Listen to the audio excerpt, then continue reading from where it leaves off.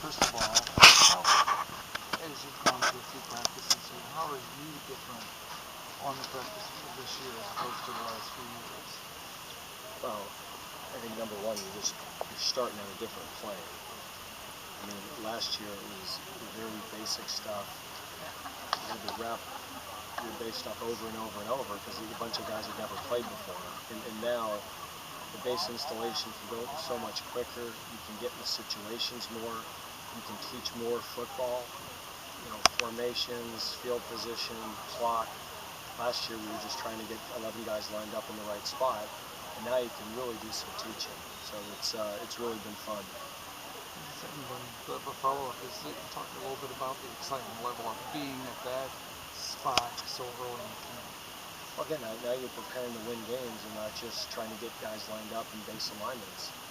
And they have a reference point. All these things we're teaching now, they can remember from a game that this route happened, or they ran this protection, or we got this double move in this situation. And it's just, there's no way to accelerate that process. I mean, when you play young guys that haven't played before, it's impossible to think they're going to comprehend that the first year they're playing. And you hope to have a few veterans that help convey it, but we didn't even have those few veterans that help convey it. Now, all these kids are getting older together, and they've played with each other. So the relationship between the corner and the safety, the relationship between the two safeties, the relationship between the boundary corner and the boundary safety, the relationship between the two linebackers, how they fit plays, how they're going to take on blocks, where they're going to be. There's just a lot more trust because they've done it so many times. And I think they now see when they do it correctly, it works. You talked a little bit about positions at this point in terms of is there a position or are there positions where you've seen some interesting battles early on? Oh yeah, there's a lot of battles going on. I mean, our O-line, I think we've got 6 or 7 guys battling to start there.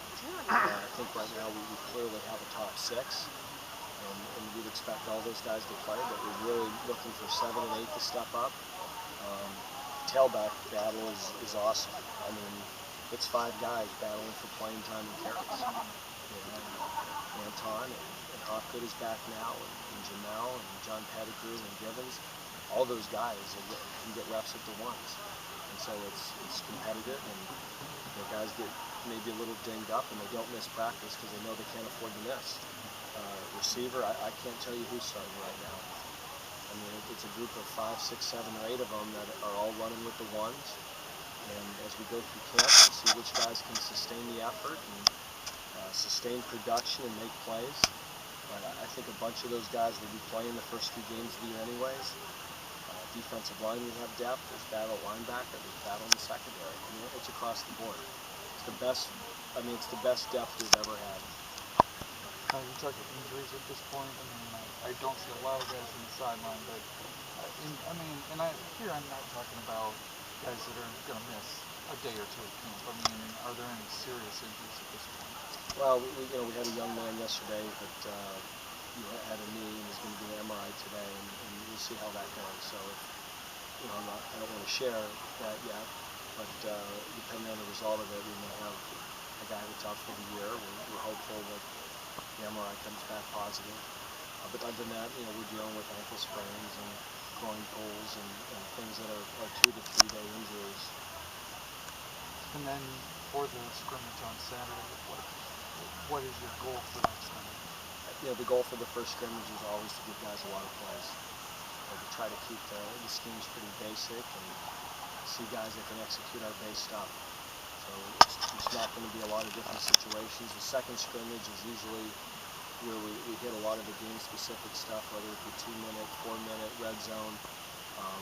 This is a scrimmage we want them to get out there and play, and give them, especially some of the 2s and 3s that have never played, that have now gotten themselves into the depth, a lot of reps. And the ones we give them their work, but we don't want to overdo the reps with them.